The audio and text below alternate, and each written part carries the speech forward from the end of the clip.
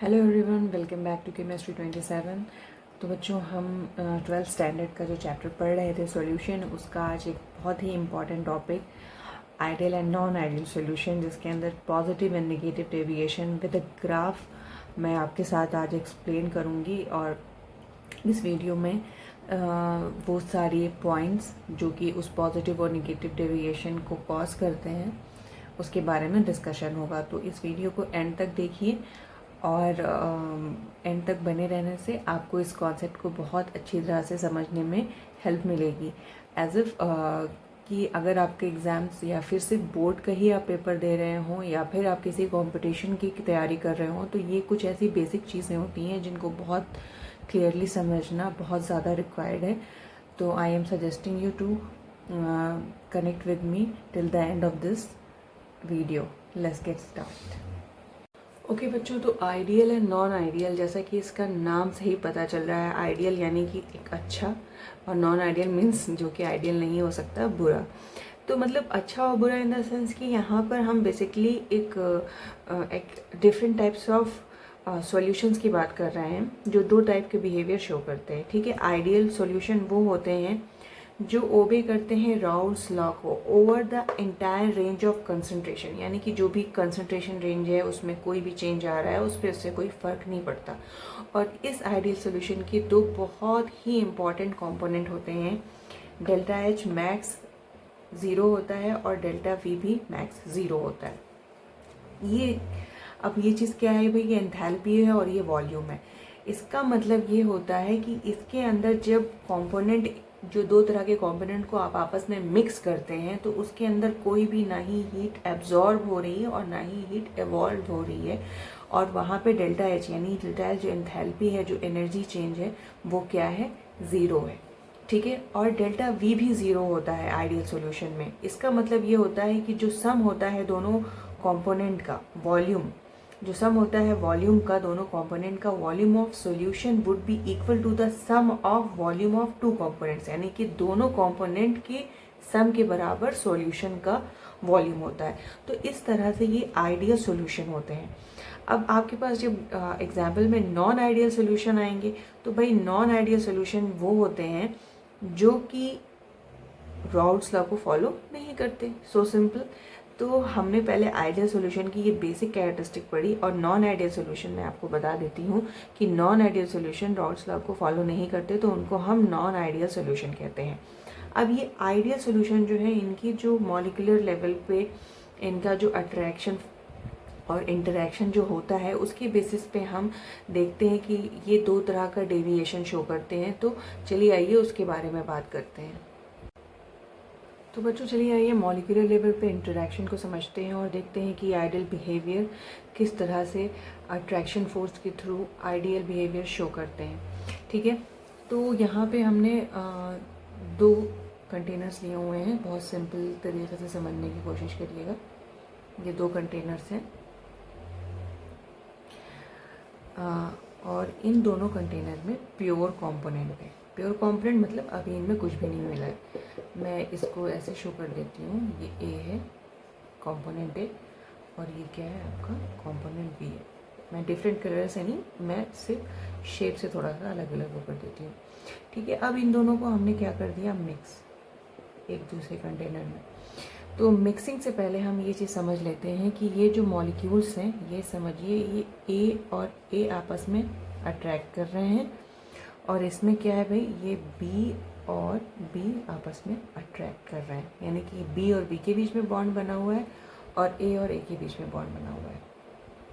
ठीक है, तो अब जब ये दोनों आपस में मिक्स हो जाते हैं, तो मिक्स हो जाने के बाद क्या होता है, ये देखिए, मिक्स हो जाने के बाद ये दोनों तरह के कंपोनेंट मिल गए आपस में। तो अब यहाँ पे क्या जनरेट होगा, कौन सा फोर्स जनरेट होगा, यहाँ पर जनरेट होगा ए प्लस बी, मतलब A plus B in the sense कि ए और बी आपस में इंटरेक्ट करेंगे। तो यहाँ पे बी और बी में अट्रैक्शन है, यहाँ पर ए एंड ए में अट्रैक्शन है, और यहाँ पर ए एंड बी में अट्रैक्शन है। ठीक है, ये इस तरह से अट्रैक्ट हुआ। तो जो आइडियल सॉल्यूशन होता है, आइडियल सॉल्यूशन में क्या होता है कि ये जो अट्रैक्शन फोर्स है, ए और ए का अट्रैक्शन फोर्स और बी का अट्रैक्शन फोर्स जो होता है वो कंपैरेटिवली, मतलब अप्रॉक्सीमेटली कह लीजिए, ए एंड बी के बराबर होता है। तो जो जिसमें इस तरह का हमें अट्रैक्शन फोर्स मिलता है आफ्टर मिक्सिंग, कि हम अगर कंपेयर करें प्योर कंपोनेंट के अट्रैक्शन फोर्स से, यानी कि जो हमने यहाँ पर जो हमारा टोटल सॉल्यूशन का आया हुआ है और सॉल्यूट और सॉल्वेंट आप कह लीजिए मिलाया है, तो जो सॉल्यूशन में अट्रैक्शन फोर्स पाया जा रहा है मॉलिक्यूल्स के बीच में वो करीब करीब बराबर है सॉल्वेंट के मॉलिक्यूल्स के अट्रैक्शन फोर्स के और सॉल्यूट के मॉलिक्यूलर के अट्रैक्शन फोर्स के। तो इस तरह के सॉल्यूशन को हम बोलते हैं आइडियल सॉल्यूशन।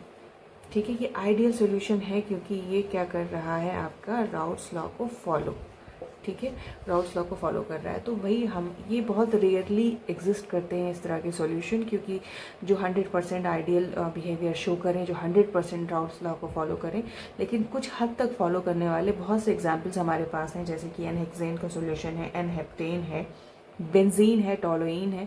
आपकी एनसीईआरटी बुक में ये सारे एग्जाम्पल्स दिए हुए हैं, तो आप उनसे भी याद कर सकते हैं। तो होप सो कि ये मॉलिक्यूलर पिक्चर से आपको आइडियल सोल्यूशन का बिहेवियर समझ में आ गया होगा। Let's move towards non ideal solution. तो बच्चों अब हम बात करते हैं नॉन आइडियल सोल्यूशन की। तो जो नॉन आइडियल सोल्यूशन होते हैं, सिंपली उनकी एक डेफिनेशन है कि वो राउल्स लॉ को बिल्कुल फॉलो नहीं करते हैं over the entire range of concentration, entire change of concentration. ठीक है, जो भी कंसंट्रेशन चेंज होता है उसमें ये फॉलो नहीं करते हैं। इसकी एक स्पेशल बात ये होती है कि जो इसका वेपर प्रेशर होता है बच्चों, वो वेपर प्रेशर जो सॉल्यूशन का होता है या तो वो हायर होगा या लोअर होगा, जो प्रेडिक्टेड वैल्यू है राउल्स लॉ से उसके ज़्यादा होगा या फिर उससे कम होगा। यानी कि जो एस्टिमेटेड वैल्यू बता दी गई है राउल्स लॉ से, या तो उससे ज़्यादा होता है या तो उससे कम होता है, बराबर नहीं होता उसके। ठीक है, अगर ये ज़्यादा होता है, ठीक है, अगर वेपर प्रेशर ज़्यादा होता है, आपका वेपर प्रेशर अगर ज़्यादा होता है तो ये पॉजिटिव डेविएशन शो करता है। अगर वेपर प्रेशर निगेटिव होता है तो अगर वेपर प्रेशर लोअर होता है तो ये निगेटिव डेविएशन शो करता है। ठीक है, हायर में क्या करेगा, पॉजिटिव डेविएशन, और लोअर में करेगा निगेटिव डेविएशन। ठीक है, आपका लोअर में करेगा निगेटिव डेविएशन। तो इस तरह से हमने ये देखा कि यहाँ पर जो प्रेडिक्टेड वैल्यू है, एस्टिमेटेड वैल्यू है, उस वैल्यू से इसका जो भी वेपर प्रेशर होता है वो चेंज होने की वजह से ये डेविएट कर जाता है, और दो तरह का डेविएशन शो करता है। ये ग्राफ के थ्रू और मॉलिक्यूलर कंपोनेंट के अट्रैक्शन के थ्रू भी हम समझेंगे। तो चलिए आइए पहले हम मॉलिक्यूलर बेसिस पे समझते हैं कि किस तरह से पॉजिटिव और निगेटिव डेविएशन शो करता है। तो बच्चों यहाँ पे हमने आपको बताया था कि हमने 2 कंटेनर लिया हुआ था जिसके अंदर ए मॉलिक्यूल था, एक सॉल्यूट का और एक हमारा सॉल्वेंट। ये सॉल्यूट मॉलिक्यूल का इंटरेक्शन है और ये सॉल्वेंट का है। आप किसी को भी कंसीडर कर सकते हैं सॉल्यूट, किसी को सॉल्वेंट। ठीक है, और उसके बाद जब ये मिक्स हो जाते हैं तो ये A B type interaction show करते हैं। अब मैं डायग्राम फिर से नहीं बना रही यहाँ पे।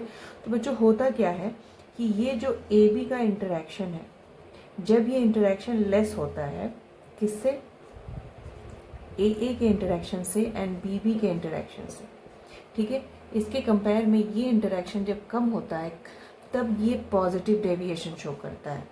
ठीक है, पॉजिटिव डेविएशन शो करता है क्योंकि यहाँ पर क्या होता है, आपका जो वेपर प्रेशर होता है वो हाई हो जाता है। कैसे होता है कि देखिए बच्चों, ये जो मॉलिक्यूल है, जब मॉलिक्यूल आपस में जो ए बी के मॉलिक्यूल यानी कि सॉल्वेंट और सॉल्यूट के मॉलिक्यूल जो सॉल्यूशन में बने हैं, एक सॉल्वेंट का मॉलिक्यूल है, एक सॉल्यूट, एक सॉल्वेंट हो गया आपका और एक सॉल्यूट हो गया।